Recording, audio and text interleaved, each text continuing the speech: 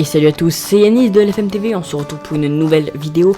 Et dans cette vidéo nous allons simplement parler des transferts qui pour moi pourraient bel et bien arriver et qui seraient pour moi assez bien pour les clubs. Donc je vais vous présenter. En tout cas les amis, si vous êtes prêts, je vous dis un truc.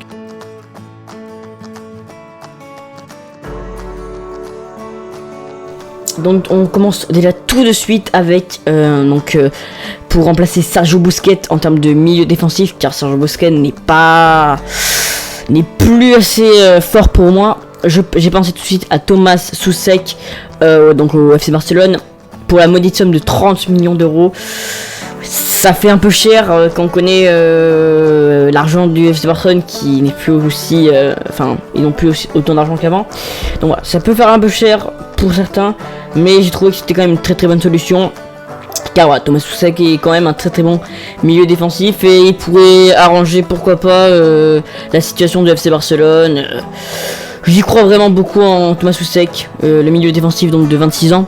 26 ans, c'est quand même jeune, déjà plus jeune que Sergio Busquets. Donc voilà, j'ai pensé donc tout de suite à lui qui m'a fait j'ai bien aimé. Ou sinon j'en avais un autre qui était Idrissa Gueye, mais j'ai préféré ne pas le mettre. N'hésitez pas à me dire en commentaire ce que vous pensez de Idrissa Gueye au FC Barcelone. Donc on va tout de suite passer donc au deuxième transfert qui pour moi serait utile pour le club, et j'ai tout de suite pensé pour le Real Madrid pour remplacer un attaquant gauche ou un attaquant droit. C'est parce que en ce moment c'est pas trop la rigolade, on est lié du côté du Real Madrid, donc j'ai pensé à Mikel Oyarzabal, donc le joueur de la Real Sociedad, qui a actuellement 23 ans. Et il coûte entre 60 et 70 millions d'euros. Je pense que Florentino Pérez a clairement les moyens de se payer un Mikel Oyarzabal. Car voilà, je pense que c'est quand même l'avenir. Il a quand même 23 ans. Il est jeune, il est très très jeune. Donc je pense qu'on peut vraiment compter sur lui.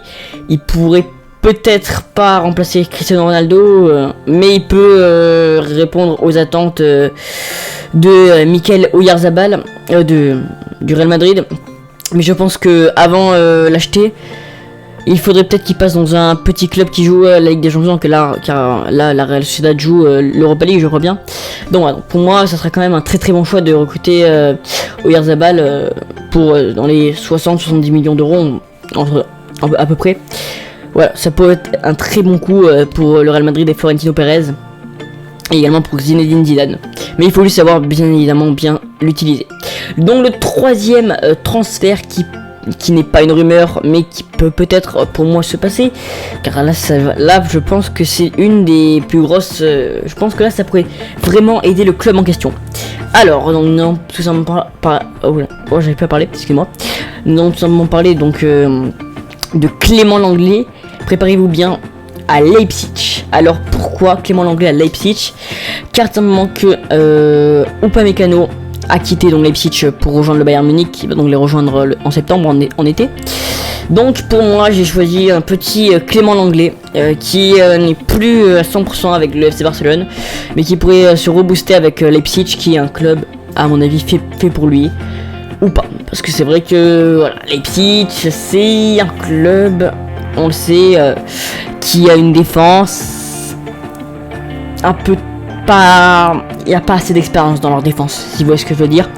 Pour moi Clément Lenglet pourrait apporter son expérience, l'expérience du FC Barcelone, l'expérience de la Ligue des Champions, même s'il n'y en a pas trop, voilà, son expérience en Ligue des Champions est assez moyenne, mais il peut bien évidemment apporter beaucoup à la défense du RB Leipzig. Donc pour moi, voilà, pour 40 millions d'euros, le défenseur de 25 ans pourrait vraiment être une affaire, voilà, pour le RB Leipzig. Donc nous allons passer à l'avant-dernier joueur, parce qu'il n'y a pas 7 joueurs mais bien 6. Excusez-moi, hein, parce que voilà, j'ai pas réussi à en trouver 7 parce que j'ai essayé Marcos Llorente, excusez-moi, au Paris Saint-Germain, mais j'avais trouvé que ça n'accrochait pas bien et je ne savais pas comment en parler.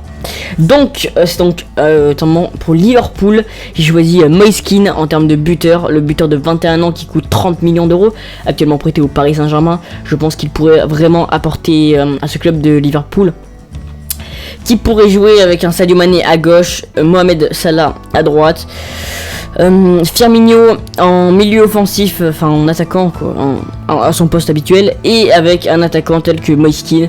Voilà, pour moi c'est vraiment ce qu'il faut pour l'équipe de Liverpool. Un Moise Kean pour 30 millions d'euros, ça pourrait vraiment leur rapporter, sachant qu'en ce moment ils sont pas, voilà. Moise Kean, lui qui est vraiment très bon avec le Paris Saint-Germain. Moi-même qui suis Paris Saint-Germain, je trouve vraiment qu'il apporte extrêmement au Paris Saint-Germain. Donc peut-être que le Paris Saint-Germain va donc le recruter. Ça à voir, mais pour moi ça pourrait être une belle pioche pour Liverpool.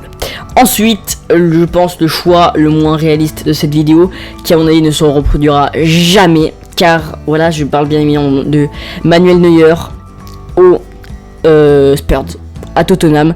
Voilà, pour moi je n'y crois pas du tout. Pour 18 millions d'euros, le gardien de 34 ans qui est... Voilà, moi j'ai choisi ça au cas où si Lloris part du club, tout simplement. Et après si Lloris ne part pas du club, voilà, ça sert à rien. Mais Manuel Neuer, comme c'est un patron, je me suis dit, tiens donc, si Lloris part, pourquoi pas acheter Manuel Neuer.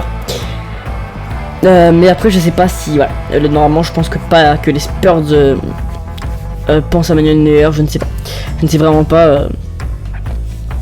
Affaire à suivre, disons. Donc voilà les gars, j'ai trouvé que ça. Si vous voulez un épisode 2, moi cet épisode qui vraiment m'a plu de le faire, de le travailler. Donc si cet épisode vous a donc plu, n'hésitez pas à mettre un petit like, à vous abonner, à activer la petite cloche pour simplement me donner de la force. En tout cas les amis, c'était Yanis et je vous dis ciao.